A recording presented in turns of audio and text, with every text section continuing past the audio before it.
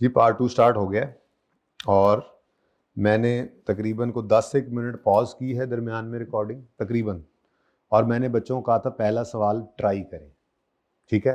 अब चूंकि ऑनलाइन वालों ने तो साथ ही ऑन कर लिया होना है, तो ऑनलाइन वाले यहाँ पे पॉज करके इसको 10 मिनट में ट्राई कर लें। 10 मिनट वैसे ज़्यादा है, 5 मिनट का सवाल है, ठीक है ना। तो 5 मिनट के लिए पॉज करें, यहाँ पे पॉज करके इसको ट्राई करें, और फिर जब कर लें तो फिर प्ले का बटन दबाइएगा अपनी रिकॉर्डिंग में। करें पॉज। और अब आपने प्ले कर लिया है, उन्होंने तो पॉज करके प्ले करना है ना। चले, अच्छा जी अब इस क्वेश्चन को जरा क्विकली कर लेते हैं, ठीक है। Following balance following ledger balances नहीं है आज, सिज नहीं है आज, एक ही बैलेंस है। एसिड अकाउंट अक्यूमुलेटेड डेप्शन नजर, एसिड अकाउंट किस पे नजर आ रहा है? अच्छा, अब ये ऐसे बनता तो नहीं है, हम बनाते नहीं है ऐसे, लेकिन ये कब आपके ऊपर मसला पड़ेगा? जब मसलन आप कैश फ्लो का सवाल मैंने कहा बना कर रहे होंगे तो बैलेंस शीट गिवन होगी और बैलेंस शीट में बुक वैल्यू ही गिवन होती है, तो मजबूरन आपको बनाना पड़ेगा। एनपीओ का सवाल में बुक वैल्यू पे बनाना पड़ सकता है आपको, ठीक है। तो आगे कुछ सवाल आ रहे हैं जिनके अंदर आपको ये काम करना पड़ सकता है। आईएस8 के सवाल में करेक्शन करते हुए हम बुक वैल्यू को ही यूज कर लेते हैं एडजस्टमेंट के अंदर, तो ये तरीका आना जरूरी है, ठीक है। और आईएस16 के अंदर फिर इसको भूल जाना है इसके बाद। तो क्वेश्चन नंबर 48 पे पहुंच गए हैं जी हम। तो प्रिपेयर करें asset account, accumulated depreciation account नहीं है, ओहो। तो आज एसेट अकाउंट एट कॉस्ट नहीं है बल्कि एट, ओहो, ईद आ गई पर हमारा दोस्त ही नहीं आया। यहाँ पे होता था ना, याद है? ये जगह खाली छोड़ेंगे आज हम उसकी, ताकि हमें उसकी याद आती रहे, ओके। तो एसेट अकाउंट 1000 में करोगे, रुपीज इन 1000 जी। यकम जनवरी आ लिख दूं 12, देख के बताओ जल्दी से क्या है जी? 200, ओके। उसके बाद एक्यूमुलेशन को ओपनिंग लेजर ही नहीं है, ठीक है। Next, additions costing 90 took place on यकम मार्च 12। एंट्री अभी बताइए। एसिड डेबिट कितने से? 90 से। Acid debit cash 1 3 12। मैं बता रहा हूं ये कोई नया कॉन्सेप्ट नहीं करा रहा मैं, कंफ्यूज ना कर लेना। और आज इसको सीख के फिर इसको लपेट के अपने पास कहीं दिमाग के किसी कोने में रख लेना, जब जरूरत पड़ेगी तो फिर इसको यूज करना होगा। आईएस16 में इसके बाद इसने यूज नहीं होना आज के बाद, ठीक है। ये कॉन्टिन्यूटी में था, मैंने कहा चलो कर लेते हैं, वैसे रिवैल्यूएशन शुरू करा देता हूँ मैं, लेकिन वो फिर आज नहीं कर रहा, ईद के बाद करेंगे ताकि वो एक स्ट्रेट लाइन में चले ना सारा काम जी। उसके बाद क्या है जी? An asset costing 50 which was purchased on यकम April 10 is disposed of for 30 June 10 for 20,000 only. Rate of depreciation is 20% WDV. एक मिस कर गया मैं, इसके सॉल्यूशंस को भी मुझे डाल देना चाहिए था आज वाले हैंड आउट में, एडवांस ही, जो अगले 2 आपको होमवर्क में देने हैं, ठीक है। चलो खैर, अब तो क्या हो सकता है, ईद के बाद फिर सोल्यूशन मिल जाएगा आपको। अच्छा, अब डिस्पोजल है, तो डिस्पोजल का अकाउंट ओपन कर लेते हैं। देखो वो जगह खाली है हमारे दोस्त की,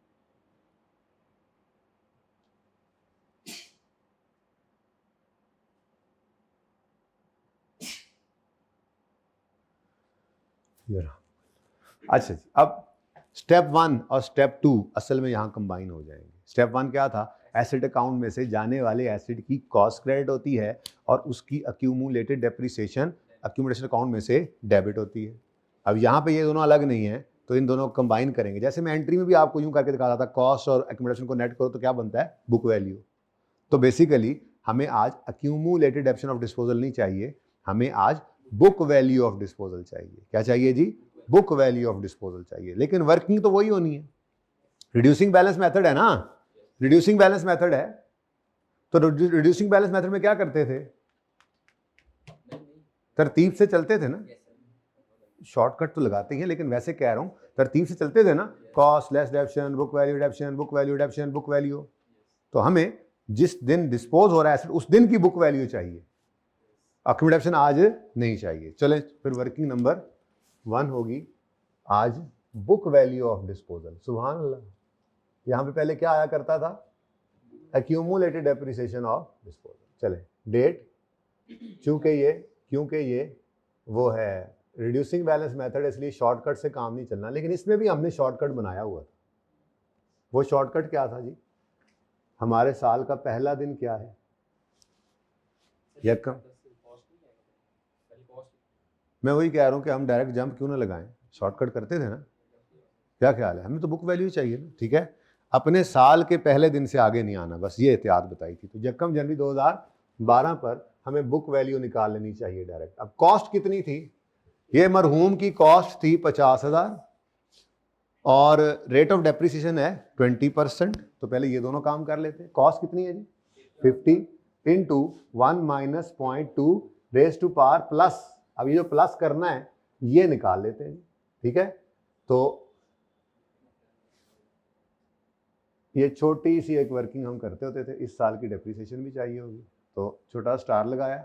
डेट ऑफ परचेज क्या है? 1/4/2010 और डेट ऑफ सेल क्या है? लेकिन अभी फिलहाल मैंने यकम जनवरी 12 तक लाना है इसको, लाइफ के एंड तक ना लाएं। ये वाला पूरा सवाल है ना इसमें, ठीक है। तो इस साल के अंदर जितने महीने इस्तेमाल हो वो भी डेप्रिसिएशन हमें चाहिए होती है, ठीक है।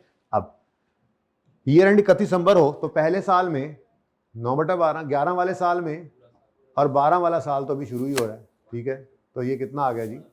1.75 ईयर्स, ठीक है जी। तो इसको 1.75 रेज टू पावर लें, आंसर 34। लो जी। अब आप लंबी वर्किंग करते भी तो 34 पे ही पहुंचना था आपने। मुझे 34 भी नहीं चाहिए, वैसे चाहिए था जब बुक वैल्यू ओपनिंग डेप्थ से निकालेंगे तो उस वक्त चाहिए होगा, ठीक है। ये भी चाहिए, लेकिन फिलहाल तो मैं क्या निकाल रहा हूं?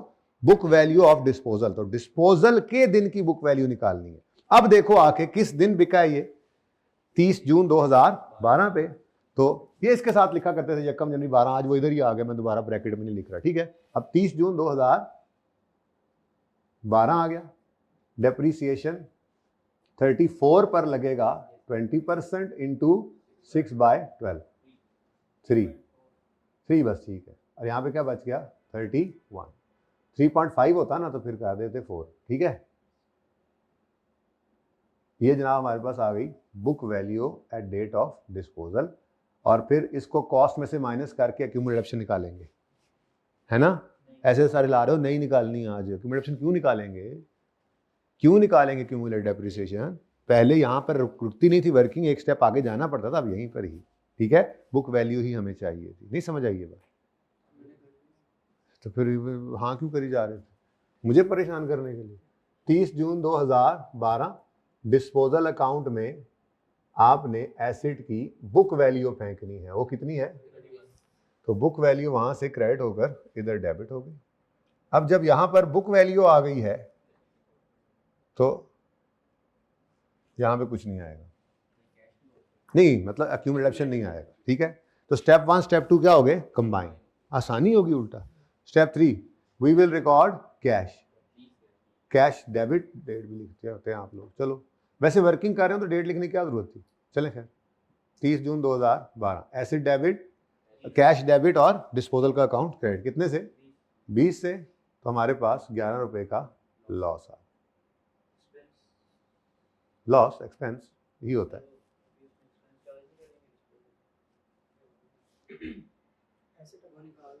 एसेट अकाउंट क्या चीज?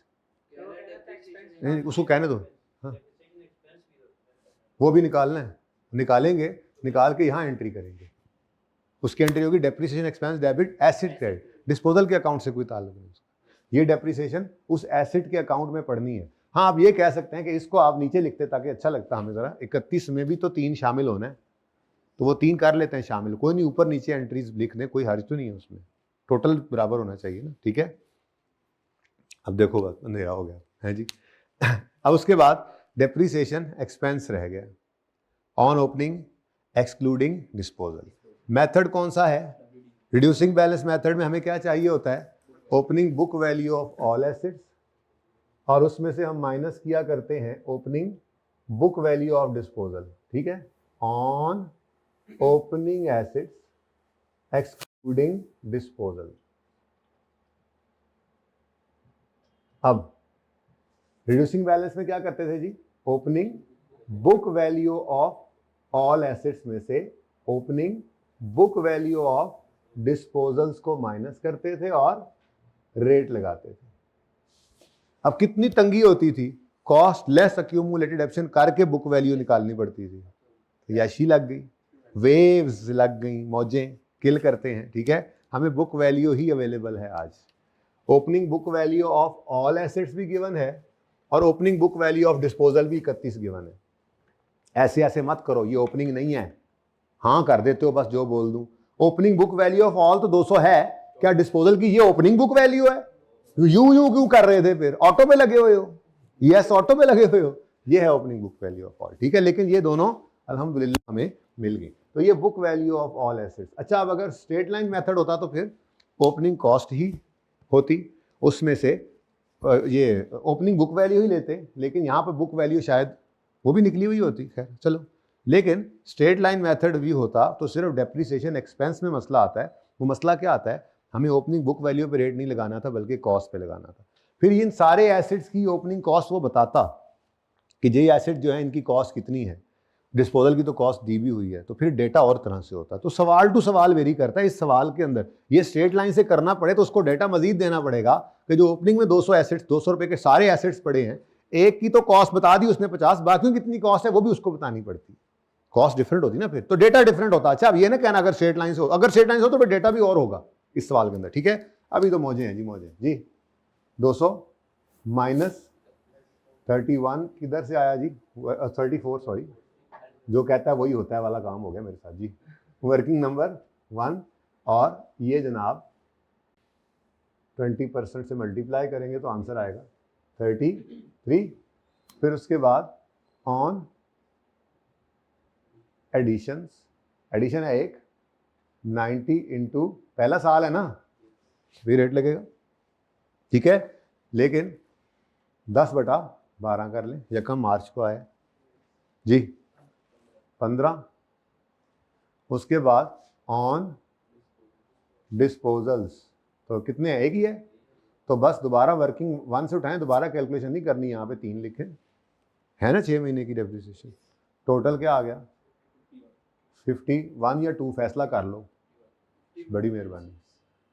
नहीं यहाँ पे तो कोई नहीं है 0.6, नहीं हमारे पास तो नहीं जी।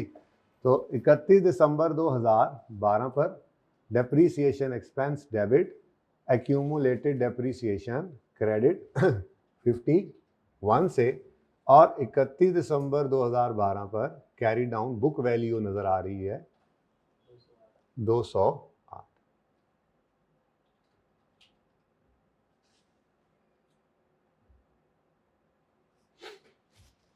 ठीक है जी। अच्छा, अब अगर एक्सचेंज का सवाल आ जाए तो क्या होगा?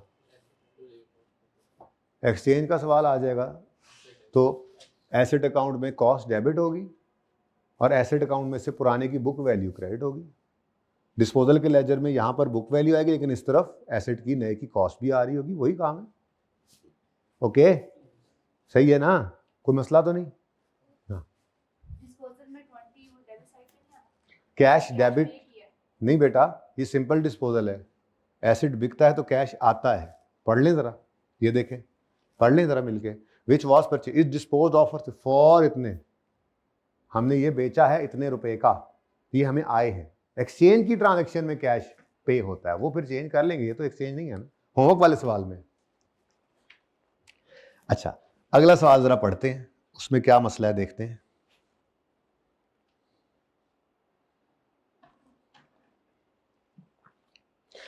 Following ledger balance is appearing on यकम जनवरी 13, 80,000 एसेट की बुक वैल्यू आ रही है। Asset costing 5,000 took place on यकम जुलाई 13, कोई मसला इसमें तो नहीं है। Asset an asset having book value of 12,000 on यकम जनवरी 13, साल के पहले दिन, is disposed of on 30 June 13 for 1,000 only.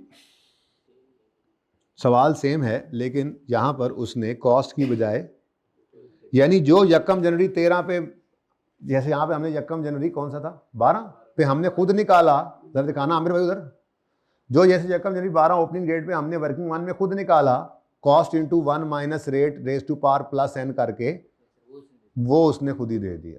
ये तो ज़िंदगी आसान हो गई। ये ज़िंदगी मुश्किल नहीं है। अगर एसेट अकाउंट को बुक वैल्यू पे बनाना है तो ज़िंदगी मुश्किल नहीं है। हाँ, अगर एसेट अकाउंट कॉस्ट पे बन रहा होता था तो फिर ये एक मुसीबत थी, क्योंकि हमें बुक वैल्यू नहीं चाहिए होती थी, एसेट अकाउंट में से निकालनी होती थी कॉस्ट, तो वो फिर हमें रिवर्स वर्किंग करके निकालनी पड़ती थी। याद आया? सही है, यहाँ तो आसानी हो गई। ठीक है, तो बुक वैल्यू गिवन है, लेकिन अगर बुक वैल्यू से कॉस्ट मैं कहूँ निकाल के दे दो तो क्या निकाल सकते हो इस सवाल में? यस, निकाल सकते हो? नहीं। मैंने कहा था दो चीजें जरूरी हैं, एक बुक वैल्यू, दूसरा date of purchase. Book value तो सवाल में गिवन है, इसकी डेट ऑफ परचेज गिवन, लेकिन चूंकि सवाल में एसेट अकाउंट बुक वैल्यू पे बनाने का कहा गया है, इस वजह से इसकी जरूरत थी नहीं, काम चल गया हमारा। ठीक है, लेकिन ये शुरू कहां से होना है? ये तो नजर आ रहा है ना, ये डेट 1 जनवरी 13 से बुक वैल्यू उसने दी हुई है, यहां से शुरू होगा 12, फिर इस साल की डेप्रीसिएशन जितना अरसा इस्तेमाल हुआ 30/9 तक ना, तो 9 महीने की डेप्रीसिएशन इसमें से माइनस होकर फिर बुक वैल्यू निकलनी है। ये बुक वैल्यू डिस्पोजल के लेजर में, ये एसेट में से क्रेडिट होकर डिस्पोजल में डेबिट होगी, और ये डेप्शन एक्सपेंस की वर्किंग में जाएगी। Got it? ये चेंज था इस सवाल में। पाएगी रेट भी चेंज है, ध्यान कर लेना। फिर 50वां सवाल है होमवर्क में, इसके अंदर क्या है? कुछ नया तो है नहीं, सिर्फ एसेट अकाउंट बुक वैल्यू बनाना सिखाया, और बस ये 2 सवाल करने के बाद ना अगले फिर इसको भूल जाना जब तक IAS 16 चल रहा है, दोबारा इस्तेमाल है ही नहीं इसका, आगे कोई इस्तेमाल नहीं। पीपी का नोट बनना है, वो नोट कैसे बनता है? मैंने कहा था 2 लेजर्स को स्टेटमेंट फॉर्म में कन्वर्ट करके, एसेट को और एक्यूमुलेटिव, तो वो दोनों ही हैं हमारे, वही अकाउंट्स हैं, वही बनने हैं। ये वैसे सिखा दिया, अगले टॉपिक्स में कहीं ना कहीं इसका यूज आएगा, पता होना चाहिए। ओके, मजबूरी में बनाना पड़ता है इस शक्ल का एसेट अकाउंट जो आपने आज देखा, जिसके अंदर ओपनिंग भी पड़ा है, कॉस्ट भी पड़ी है, डिस्पोजल की फिर बुक वैल्यू पता होना चाहिए माइनस हो रही है, फिर डेप्रिसिएशन भी उसी में आ रही है, और क्लोजिंग की बुक वैल्यू पड़ी है। ये बस पता होना चाहिए उस वक्त जब यूज करना पड़ेगा, वैसे पर्चे में ये नहीं आएगा, मतलब इस टॉपिक के अंदर, वैसे तो पर्चे में ही आना है।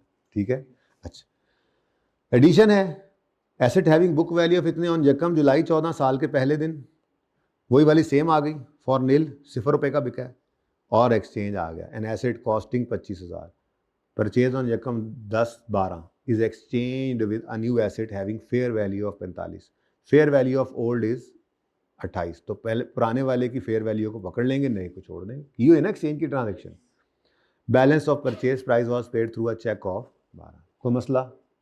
अब बोलो, कर लोगे ना? कोई क्वेश्चन है तो पूछो।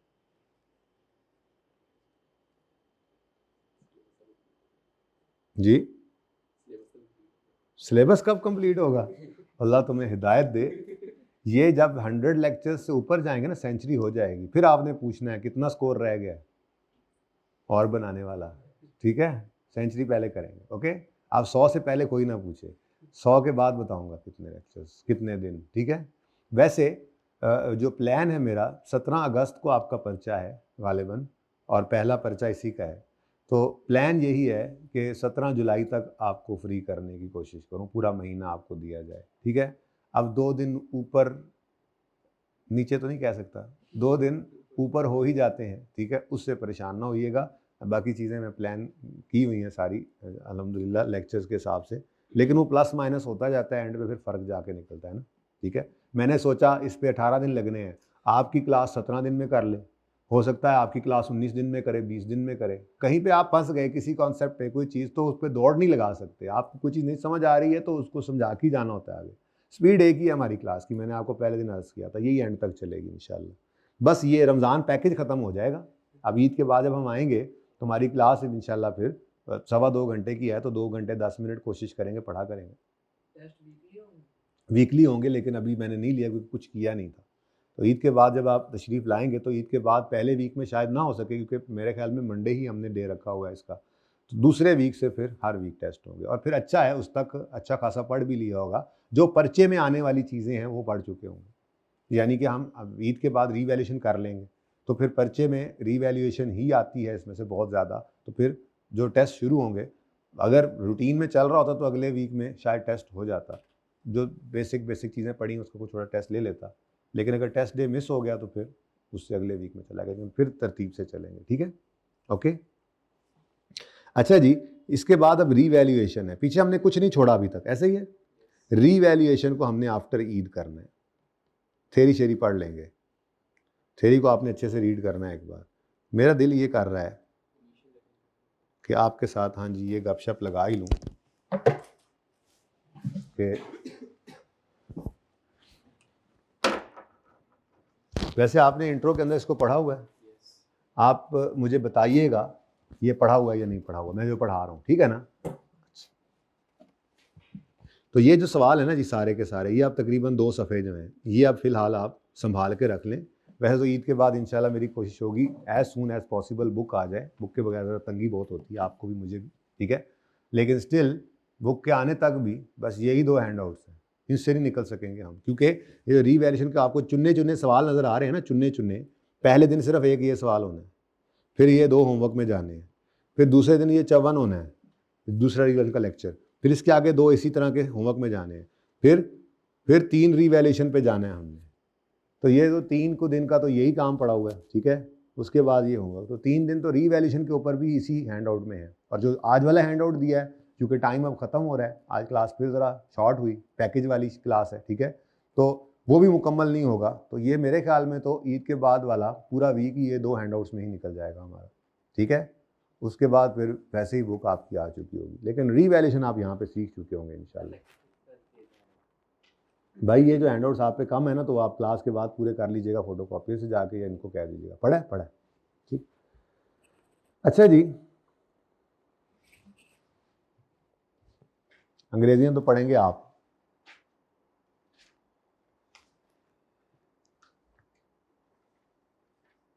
थोड़ा सा बोझ डालूंगा आप पे, एक छुट्टी एक्स्ट्रा दी है तो कल का दिन पढ़ लेना है आपने और ईद के तीसरे दिन पढ़ लेना है, ठीक है। 30 रोज़े को छुट्टी कर लेना, ईद का दिन छुट्टी कर लेना, अगर 30 रोज़े होते हैं तो, ठीक है।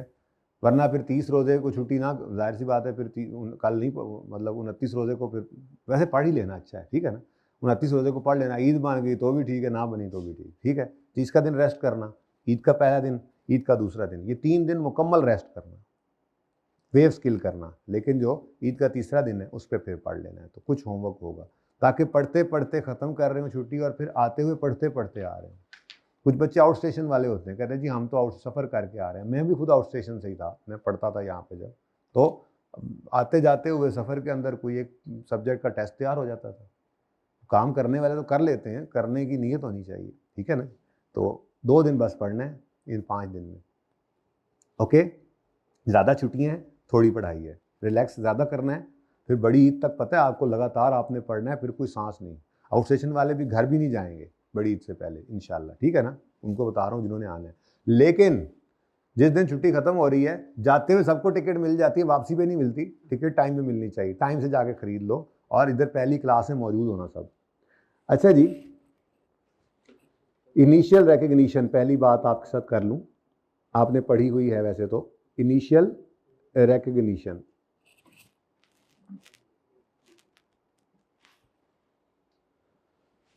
इसका मतलब होता है, अगर इसको उर्दू में लिखूं तो इसका मतलब है कि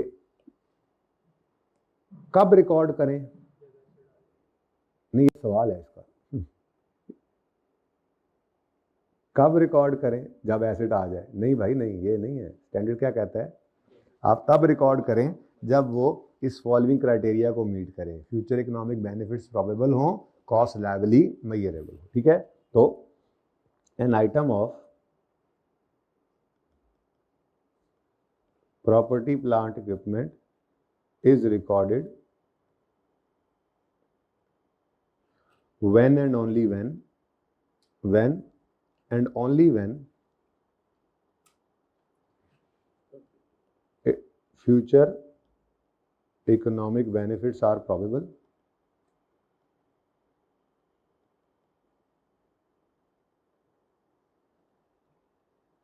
Future economic benefits are probable and cost can be reliably measurable.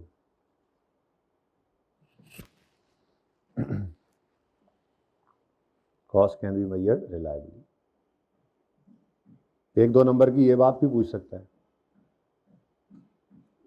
भाई पहला पार्ट कितनी देर का हुआ था और अभी ये कितना हो गया।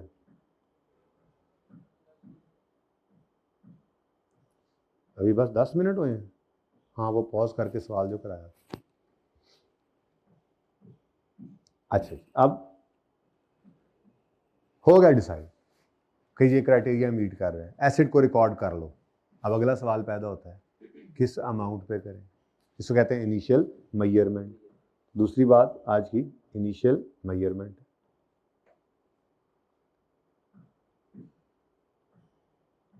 इनिशियल मेजरमेंट है किस अमाउंट पर रिकॉर्ड करें।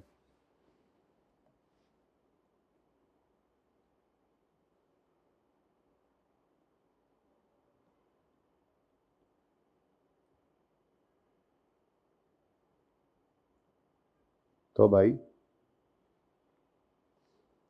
स्टैंड कहता है इनिशियल मेजरमेंट हमेशा किस पे होती है? At cost. इनिशियल मेजरमेंट किस पे होगी जी? At cost. कोई बच्चा कहे जी फेयर वैल्यू पे होती है। भाई फेयर वैल्यू भी उसकी उस दिन की कॉस्ट ही होती है। एक्सचेंज की ट्रांजैक्शन में भी यही लड़ाई थी, किस पे रिकॉर्ड करें? एट कॉस्ट ही करना था। और कॉस्ट कैसे निकलती थी वो हमने 3 सिनेरियोज पढ़े थे, ठीक है ना। ये यहाँ पर लिखा हुआ है, जब आप पढ़ेंगे ना घर पे, ये कि इसको किस पे रिकॉर्ड करना है जी? कॉस्ट पे। Cost is the amount of cash, cost is the amount of cash और कैश इक्विवेलेंट। यानी आप कैश पे कर दें या इन काइंड कुछ पे कर दें, कैश जैसी कोई चीज, बॉन्ड्स पे कर दें, चेक दे दें, ये कैश इक्विवेलेंट कहलाता है, ठीक है। कैश कॉस्ट क्या है जी? कैश और cash equivalent paid and fair value of other consideration given. यहां से मैंने आपको वो ये यहां से असल में वो रूल निकला था कि जी आपने नए एसेट को किस पर रिकॉर्ड करना है? नए एसेट को रिकॉर्ड करना है fair value of given asset plus cash पे। ये स्टैंडर्ड में लिखा हुआ था, यहां से निकली थी वो बात, ठीक है। तो इनिशियल मेजरमेंट हमेशा किस पे होगी? Shall be measured at its cost, ठीक है।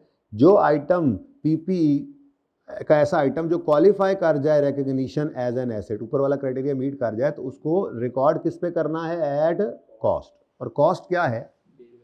कैश और कैश इक्विवेलेंट, और अगर साथ में कोई चीज आपने पे की है तो वो भी उसकी फेयर वैल्यू भी, ठीक है, at the time of acquisition या कंस्ट्रक्शन, ठीक है जी। इनिशियल मेजरमेंट किस पे करनी है जी? एट कॉस्ट, ठीक है। अब ये नोट्स में से आपने पढ़ना है, ठीक है। अच्छा, उसके बाद अगली चीज, कॉस्ट में क्या क्या चीजें शामिल होती हैं? तो कॉस्ट में ना 3 एलिमेंट्स आ जाते हैं। नंबर 1 कि आपने उस पर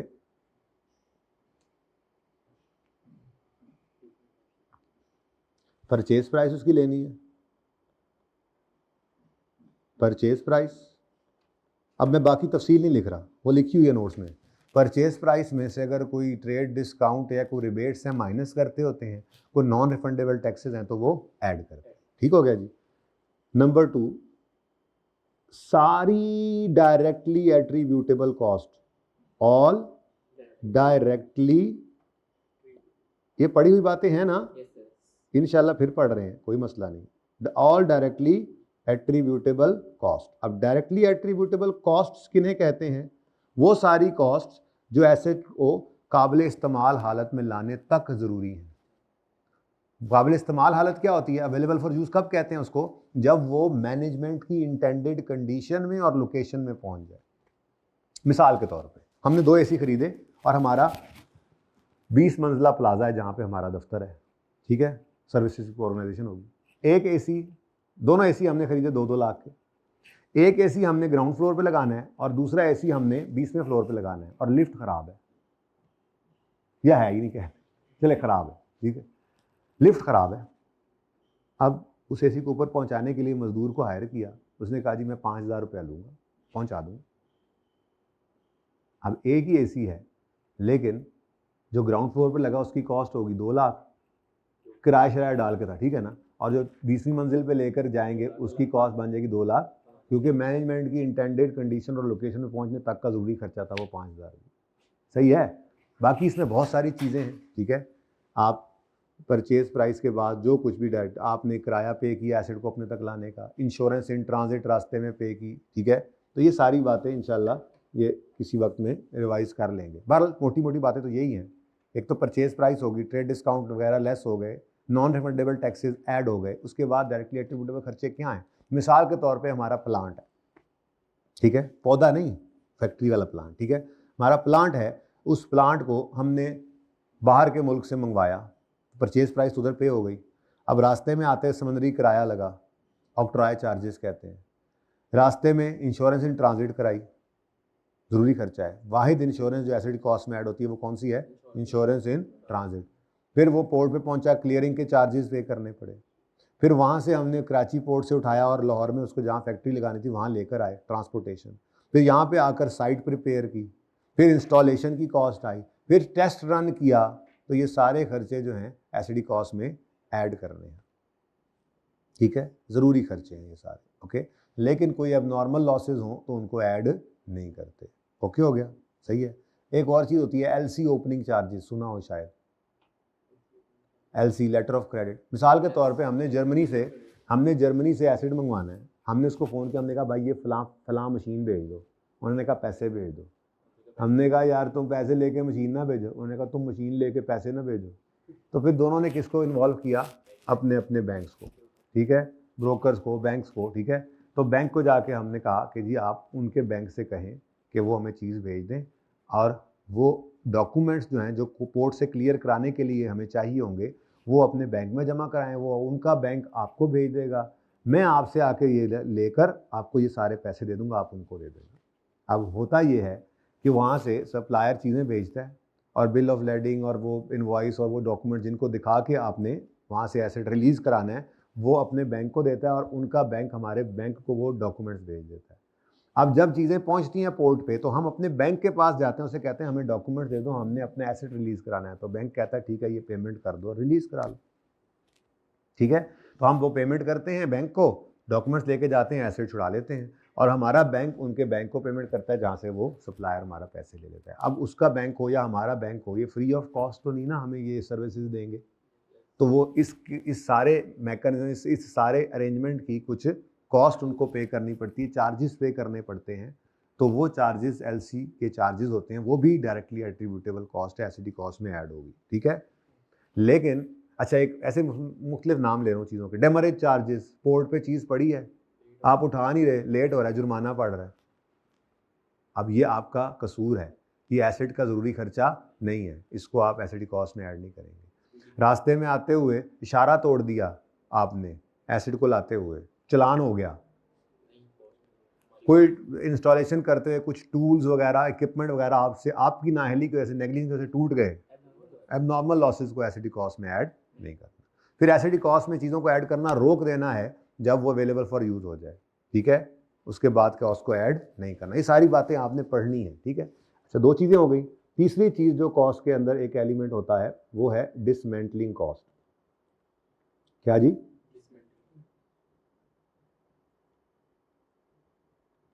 डिसमेंटलिंग कॉस्ट किसे कहेंगे जी? डिसमेंटलिंग कॉस्ट असल में तो सही मानों में समझ आएगी कॉर्पोरेट रिपोर्टिंग में जाके आपको, बिकॉज IAS 37 के अंदर हम प्रोविजन फॉर डिसमेंटलिंग बाकायदा पढ़ते हैं, इसके ऊपर एक इफ्रिक है, इफ्रिक 1 यानी स्टैंडर्ड का बच्चा, उसके मुताबिक उसमें हमने ये सारी तफसील पढ़नी है, प्रोविजन फॉर डीकमीशनिंग या डिसमेंटलिंग का क्या ट्रीटमेंट है। तो फिलहाल के लिए तो इतनी सी बात, अगर आप लीगली ऑब्लाइज्ड हो ना कि जहाँ पे आप एसिड लगा रहे हैं उसको जब ख़त्म करना है आपने इस जगह से, मिसाल के तौर पे हम यहाँ पे ऑयल एक्सट्रैक्शन करने आए, हमने कंपनी हमारी, हमने यहाँ पे ऑयल एक्सट्रैक्ट करना है, तो हमने यहाँ पे सारा सेटअप लगाया, तो इस मुल्क का लॉ ये कहता है कि जब आप यहाँ से जा रहे होंगे तेल निकालने के बाद तो इस साइट को वापस रीस्टोर करना है, इस एसिड को उखाड़ना है, इस साइट को बराबर रीस्टोर करके जाना है। अब वो लाइफ के एंड पे एक खर्चा होना है और वो लीगल ऑब्लिगेशन है, तो वो आपके ऊपर ऑब्लिगेशन चूँकि आज ही इंस्टॉलेशन की वजह से पड़ जानी है, तो फिर स्टैंडर्ड कहता है आज ही अंदाज़ा लगाओ कि कितने पैसे उस वक्त देने पड़ेंगे और उसकी प्रेजेंट वैल्यू निकाल के अपने एसिडी कॉस्ट में आज ही ऐड कर लो जी, जो भी कॉन्सेप्ट है। फिलहाल IAS 37 में जाके पढ़ना है तफसील वहाँ पे। सादा बात आपके लिए इसलिए लिख रहा हूँ कि स्टैंडर्ड में लिखा हुआ है, आज तक FAR में उसने इसको पूछा इस वजह से नहीं है क्योंकि इस सिलेबस से बाहर की बात बन जाती है, लेकिन मैं फिर भी एहतियातन आपको बता रहा हूँ किताब में जो लिखा हुआ है डिसमेंटलिंग कॉस्ट अगर आपको देगा तो फ्यूचर वैल्यू नहीं होगी कि प्रेजेंट वैल्यू आपको निकालनी पड़े, दे देगा तो प्रेजेंट वैल्यू निकाल लेना, ठीक है। मैं यहाँ पे लिख लेता हूँ प्रेजेंट वैल्यू ऑफ, ताकि याद रह जाए, फ्यूचर डिसमेंटलिंग कॉस्ट। ये जो हम डिसमेंटलिंग कॉस्ट में डेबिट करेंगे और उसके बाद जब हम एक्चुअल इनकर करेंगे तो फिर उसको रिकॉर्ड, भाई वही तो कह रहा हूँ, वो तो आगे जाके पढ़ना है ना। वैसे बाय द वे जब प्रेजेंट वैल्यू पे ये लाइबिलिटी होती है, कर लेते हैं स्टैंड इसको, तो फिर इसकी अनवाइंडिंग ऑफ डिस्काउंट होती है जिसको इंटरेस्ट कहते हैं। लेकिन ये तो बहुत ही बाहर हो जाएगी बात, अब रहने दो, इतनी भी बाहर है, ठीक है। तो present value of dismantling cost भी आपने एसडी कॉस्ट में ऐड करनी है। अब ये सवाल में आपको गिवन होगी अगर तो वो लिख देना, ठीक है। तो इनिशियल मेजरमेंट किस पे होगी, एट कॉस्ट। अब ये बात सारी आपने यहाँ से पढ़नी है, ठीक है। ये आपका होमवर्क है, रीड ओनली करना है, एलिमेंट्स ऑफ कॉस्ट। जी, डिस्काउंट रेट गिवन होगा, डिस्काउंटिंग इंशाल्लाह हम सीख लेंगे IAS 36 में ना। IAS 36 में कैश फ्लोज को डिस्काउंट करना सिखा दूंगा, तो फिर प्रेजेंट वैल्यू आपको निकालनी आती होगी। लेकिन ये आज तक मैं बता रहा हूँ कभी टेस्ट हुआ नहीं है, उसकी वजह भी आपको बता चुका हूँ, ये सिलेबस से बाहर की बात हो जाती है, फ्रिक 1 है, ठीक है। लेकिन हिफ्ज़ मा तकद्दुम के तौर पर बता दिया कि अगर आ जाए पर्चे में तो अव्वल तो फिगर वही होगी जो ऐड करने की प्रेजेंट वैल्यू ही देगा, लिख देना कॉस्ट में ऐड करके। और अगर वो फ्यूचर दे दे तो प्रेजेंट वैल्यू निकालनी आपको आती होगी, पहले से आती है, बल्कि QM में आपने सीखी हुई है, ठीक है ना। लेकिन हम भी सीखेंगे कैश इसमें IAS 36 के अंदर जाके डिस्काउंटिंग दोबारा रिवाइज करेंगे, ठीक है, ओके। अच्छा, ये सारा आपने रीड करना है जी, सारा, कौन सी चीज़ें एसिड कॉस्ट में हैं, कौन सी नहीं है, कब एसिड कॉस्ट में चीज़ों को ऐड करना रोक दें। यहाँ से बहुत सारे सवाल आपके जन्म लेंगे और फिर ये आपने एग्जाम्पल करनी है, ठीक है। उसके बाद ये मैं अब आफ्टर ईद कराऊंगा, ये नहीं, इसके साथ तो फिर आपको ये अगले 3 सवाल कराने हैं ना, मैं 3 सवाल करा के फिर ये रूल पढ़ाऊंगा, ठीक है। ये कोई छोटी चीज़ नहीं है, ये 73, 74, 75 3 सवाल सब्सिक्वेंट एक्सपेंडिचर के हैं। सब्सिक्वेंट एक्सपेंडिचर में आपको रेवेन्यू एक्सपेंस पढ़ाना है, फिर कैपिटल एक्सपेंस पढ़ाना है। फिर कैपिटल एक्सपेंस में 3 चीज़ें होती हैं, अपग्रेड, मेजर इंस्पेक्शन, जो overhauling, replacement of major part, वो तीनों चीज़ों का एक एक सवाल है। तो ये ईदों बाद इंशाल्लाह, ठीक है। तो ईदों बाद half lecture will be subsequent expenditure and half lecture will be revaluation, ठीक है। लेकिन जो 2 सवाल आप कर सकते हैं वो पास पेपर का अमार वाला सवाल है। इसमें बस थोड़ी सी ज्यादती आपके साथ ये होनी है, इसमें नहीं होनी, आगे होनी है, ठीक है। इसमें क्या निकालना है जी, कॉस्ट एसिड की निकालनी है और डेप्रिसिएशन निकालनी है किसी साल की। अब कॉस्ट के अंदर बहुत सारी चीज़ें जो आपको पता है ऐड होती हैं, तो वो इंट्रो की रिवीजन ही है ये, ठीक है।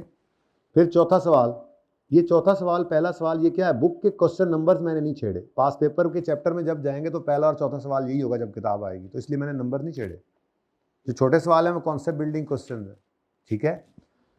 इसके अंदर एक छोटी सी ज्यादती है, वो क्या है, वो ज्यादती है ये कि मैंने आपको आउटपुट मेथड वाली डेप्रिसिएशन नहीं सिखाई।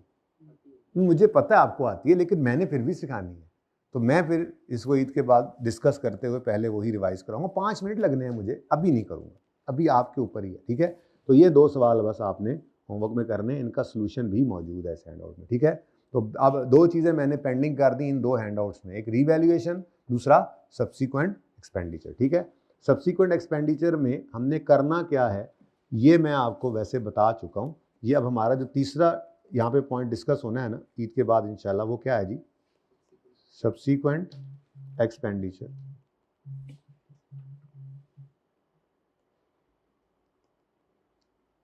तो सब्सिक्वेंट एक्सपेंडिचर का मतलब होता है जब एसेट एक बार अवेलेबल फॉर यूज हो गया, उसके बाद फिर उसके बाद भी कुछ खर्चे हो रहे होते हैं उसके ऊपर। जैसे मिसाल के तौर पे आपने प्लांट लगा तो लिया, अब उसकी रिपेयर मेंटेनेंस भी तो करानी है, ठीक है, रनिंग एक्सपेंस, उसके ऊपर फ्यूल लगना है, इलेक्ट्रिसिटी लगनी है, ठीक है, उसको चलाने के लिए लोगों को ट्रेनिंग करनी पड़ रही होती है।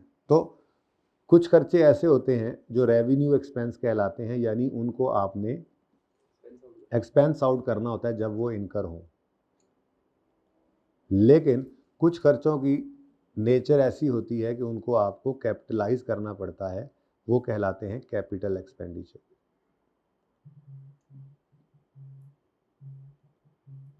ठीक है जी। तो कैपिटल एक्सपेंडिचर में फिर 3 चीज़ें आनी हैं, जिसके लिए मैंने आपसे अर्ज़ किया हर एक की एक एक एग्जाम्पल है, तो हर एक को मैंने फिर पहले एग्जाम्पल करा के फिर उसका रूल यहाँ पे एक्सप्लेन करना है। एक है improvement in asset, improvement in asset जिसको आप प्यार से अपग्रेड भी कहते हैं, ठीक है जी। दूसरा है replacement of a major part, तो आप कह रहे हैं ना आज करा दें, ऐसे नहीं हो सकता, replacement of a major part. और तीसरा है मेजर इंस्पेक्शन और ओवरहॉलिंग, मेजर इंस्पेक्शन और ओवरऑलिंग। अब ये कॉन्सेप्ट ऐसे ज़ुबानी दे दूं जान तो छूट जाएगी लेकिन मज़ा नहीं आएगा। किया हुआ है वैसे आपने ये? अच्छा चलो अच्छी बात है। यहाँ पे 3 एग्जांपल्स फिर आपके लिए बनाएंगे, ठीक है। तो ईद के बाद हम इंशाल्लाह ये करेंगे। आज आपका होमवर्क फिर क्या है जी, ये छोटी सी एग्जाम्पल होमवर्क में ये पूरा सफ़ा पढ़ना है आपने, ठीक है। पहला सफ़ा पढ़ना है आज वाले हैंडआउट का, एग्जाम्पल करनी है, सब्सिक्वेंट एक्सपेंडिचर विद एग्जाम्पल 73, 4, 5 ये फिलहाल पेंडिंग है। और फिर आपने ये 2 पास पेपर्स अटैम्प्ट करने हैं। और पिछले हैंडआउट में आपके रिवैल्यूएशन साइड पे कर दी, तो आपके बुक वैल्यू पे एसेट अकाउंट बने तो 2 सवाल वो करने हैं। तो ये मेरे ख्याल में तो 1 दिन का काम है, ठीक है, 2 दिन का भी नहीं है, और तो 2 घंटे का काम है बस, ठीक है। तो करिएगा इंशाल्लाह। बाकी एडवांस में आप लोगों को ईद मुबारक। तो ज़िंदगी अगर रही तो ट्यूसडे को लाजमी पढ़ाई ख़ास अच्छी से होनी है, तो लाजमी मिलेंगे इंशाल्लाह ज़िंदगी रही तो, ठीक है जी। हाँ चौथा दिन है ईद के बाद, 3 दिन तक तो छुट्टी है ना, ठीक है। तो लेकिन वो चौथा दिन छुट्टी नहीं करनी, मैं बता रहा हूँ आप लोगों को जो घर बैठे हुए हैं, ठीक है। नुकसान हो जाएगा आपका, क्योंकि उस दिन की छुट्टी का मतलब ये है कि फिर आगे वही कॉन्टीन्यूटी में चीज़ें चल रही होनी है। रीवैल्यूएशन अगर 23 मार्च ही है ना, मंडे को, यार वो देख लेंगे। फिलहाल मैसेज जो आएगा उस हिसाब से छुट्टियां होंगी, और अगर कोई तब्दीली होगी तो भी मैसेज आ जाएगा, ठीक है। ओके, मैसेज आप लोगों को आज जो है वो कर दिया जाएगा, पोस्ट वोस्ट भी लगा दी जाएगी, ओके ठीक है जी। अल्लाह हाफिज़। चलो नहीं, बात सुनो मेरी, जब मैं अल्लाह हाफिज़ कर दूं उसके बाद सवाल की इजाज़त नहीं होती। उसकी वजह यह है कि ऑनलाइन वालों को लगता है कोई सवाल हो गया और हम उससे रह गए। सवाल करो। नहीं भाई, कह रहे हैं अगर कोई हमने रेंट पे मशीन लिया है तो भाई वो हमारा एसेट ही नहीं है। जिसका एसेट है उसी का एसेट है, वो डेप्रिशिएट करेगा, हम तो रेंट एक्सपेंस बुक करेंगे। ओके सही है, अच्छा ठीक है जी, अल्लाह हाफिज़।